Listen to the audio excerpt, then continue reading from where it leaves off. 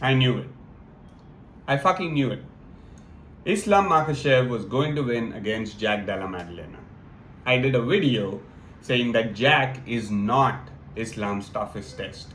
That JDM is going to lose, Islam is going to dominate. I didn't know he was going to dominate this way. It was almost a repeat of Hamza Chimaev versus DDP, right? He had close to around 20 minutes of control time, 19 minutes of control time. That's a lot. That's a fucking lot. He just ragdolled Jack Della Maddalena, the JDM, who supposedly, was going to be the answer to every wrestler, the stand up answer to wrestling in the UFC, because he defeated Belal Muhammad. But Belal Muhammad did not shoot any takedowns till probably the third round. Maybe he shot once or twice, but those were just clumsy attempts to break Jack Della Maddalena's rhythm. And when he shot takedowns, Belal was already, exhausted, had a lot of damage done on him, that he couldn't do it effectively enough. And that's why Jack Della Maddalena was able to get victory in his match against Belal Muhammad.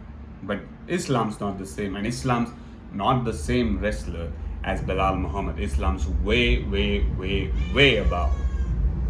But it's okay. This video is not only on Islam's latest triumph.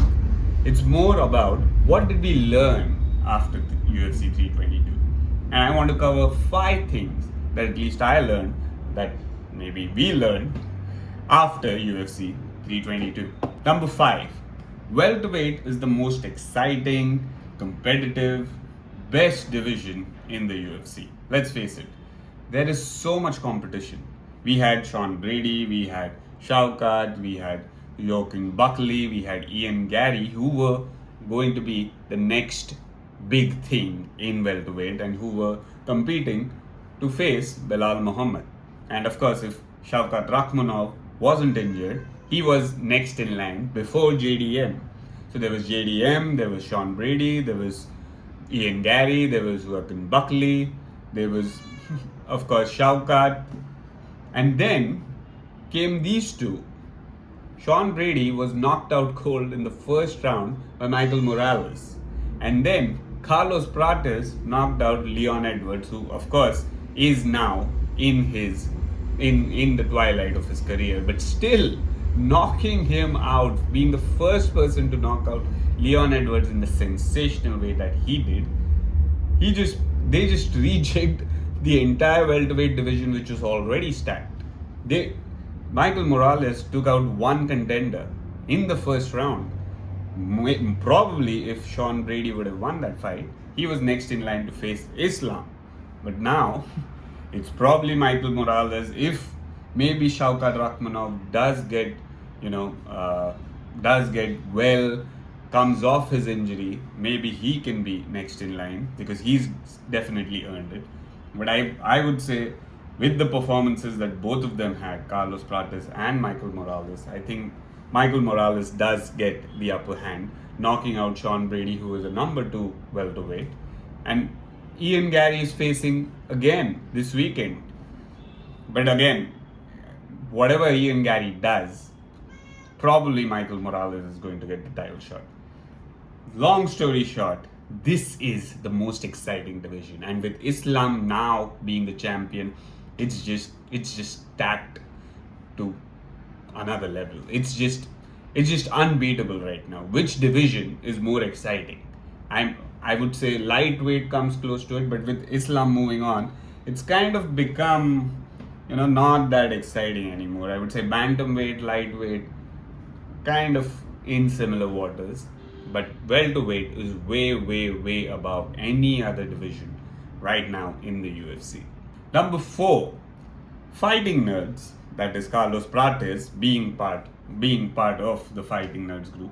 Fighting Nerds need to really, really work on their wrestling. Now hear me out. Carlos Prates had an amazing fight, and he knocked out Leon Edwards in a sensational fashion. But still, Leon Edwards was able to take Carlos Prates down in the first round. And Leon actually came in with a wrestling plan. It wasn't like the Kamaru Usman fight where Leon Edwards took Kamaru Usman down as a surprise, as maybe, seeking the position and then grabbing Kamaru Usman and then taking him down and then taking his back. That was also great. Of course, that was great. But still, Leon Edwards is an out and out striker. After that, he's never done that to Kamaru Usman. He never did that against Belal Muhammad. He did not certainly do that against Sean Brady. He was embarrassed against Sean Brady because Sean Brady was able to get takedowns very, very easily. But in this fight, he was able to take down Carlos Prates fairly easily. And if he knew wrestling, he was a better wrestler, he wouldn't have let Carlos Prates get back to his feet. I mean, Leon Edwards maybe doesn't know positions to keep a fighter down like maybe Carlos Prates, and Carlos Prates is not a noob when it comes to wrestling. But still, he's way, way below the top of the division. You have Shaukat, who's going to come back sooner or later than his injury, from his injury. You have Ian Gary Machado, who's a good wrestler in his own right. You have Belal Muhammad still in the division, who's a great wrestler. You have Kamaru Usman still competing in the division, who's a great wrestler. And you have JDM, who is not a noob at wrestling. Of course, he got outclassed by Islam Makhachev. But of course, JDM is not going to employ wrestling tactics in his fight. Or maybe he will. We never know. But, Carlos Prates' wrestling is not there. And so is not the other fighting nerds' wrestling as well. You can say the same about John Silva in his fight against Diego Lopez. You can definitely say the same about Mauricio Raffi. He was embarrassed by BSD in their fight. Chao Borralho also, he's in the middleweight division where Hamza Chimaev is the champion right now. So definitely he's not there, and he's leagues below Hamza Chimaev in the wrestling because we've never seen him employ a wrestling heavy tactic in a fight. He did not do that against Nasruddin Imavov as well. So let's just of course anticipate that his wrestling is not there, and therefore the fighting nerds group, if they are to make a bigger impact, if they are to get to championship level, they really, really, really need to work on the wrestling. Number 3, Valentina Shevchenko is highly underrated, and according to me, she is definitely the ultimate GOAT of women's MMA.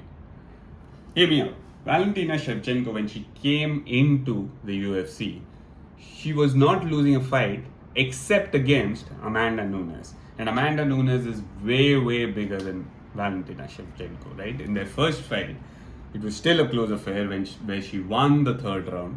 She had a slow start in the first 2 rounds and she won the third round against Amanda. Eventually, of course, losing the fight by unanimous decision. And in the second fight, Valentina Shevchenko almost got the victory against Amanda Nunes. Amanda Nunes won by split decision. That was the closest, I would say, Amanda Nunes has ever won. She did not dominate Valentina Shevchenko.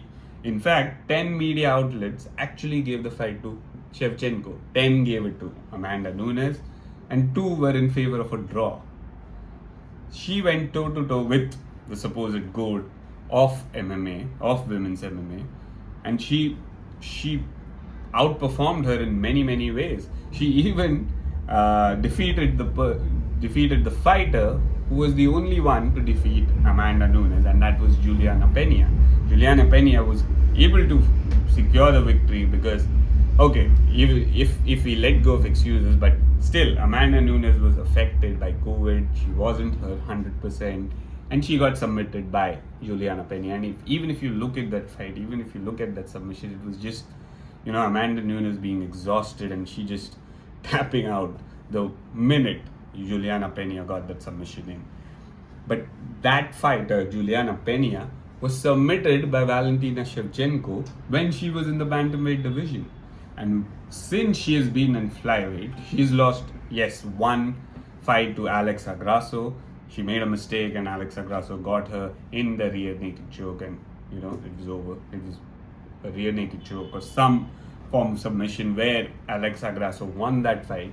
In the rematch, it was declared a draw. But we all know that Shevchenko won that rematch.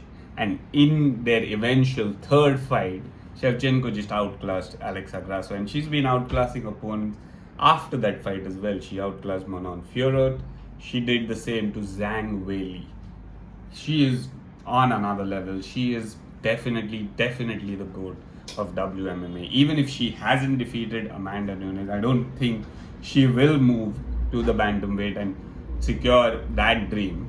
I think Amanda Nunes is coming back and she's going to be facing Kayla Harrison, but still, the things Valentina Shevchenko has achieved in WMMA is just unparalleled.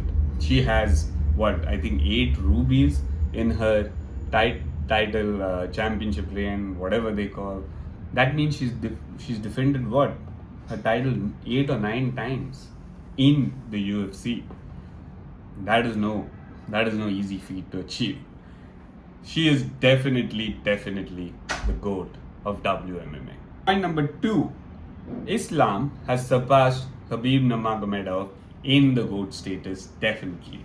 And of course, you will say just because he becomes double champion Kunal doesn't mean he surpassed the Eagle Nurmagomedov. No, it doesn't give him the right. Many other fighters are double champions and they are not above Khabib Nurmagomedov. But the way Islam has done it, he did it in a very stacked division, stacked lightweight division. He went on that ultimate tear to fight Charles Oliveira in the championship fight. He submitted Charles Oliveira, who is a very talented and a superiorly skilled fighter in his own right. And he had the most number of submissions in the UFC, and he submitted Charles Oliveira to win the UFC championship. I don't think anybody has done that to Charles Oliveira. People have knocked him out cold. Ilia Topuria did, and many others did. But the way he submitted Charles Oliveira after the run Charles Oliveira also had in the UFC, that was crazy. That night was crazy. He did have a close fight with Volkanovski, but you can say the same about Khabib Nurmagomedov. He had a lot of close fights when he just came into the UFC. In fact, one of his fights was quite controversial. Even Joe Rogan said that maybe Khabib had lost that fight. But still, Khabib Nurmagomedov was undefeated. He was 29-0 and he ultimately retired before becoming a double division champion. But Islam Makhachev did it in a very stacked lightweight division first, becoming a division champion in lightweight. And then he did it in the most difficult, most exciting, most stacked division of the UFC, in the welterweight division. Of course, he faced Jack Della Maddalena, not a wrestler like Shaukat or maybe Kamaru Usman or Sean Brady, but he did it, and everybody were giving JDM his props, right? He had come off a victory against Belal Muhammad, who's a good wrestler in his own right, and said that Islam, being the smaller guy, is not going to do the same to JDM. He's not going to take him down. He's not going to keep him there. Volkanovski was able to defend Islam's takedown or maybe scramble back to his feet. Why can't JDM do that? He shut all his critiques down and he did it in a sensational fashion.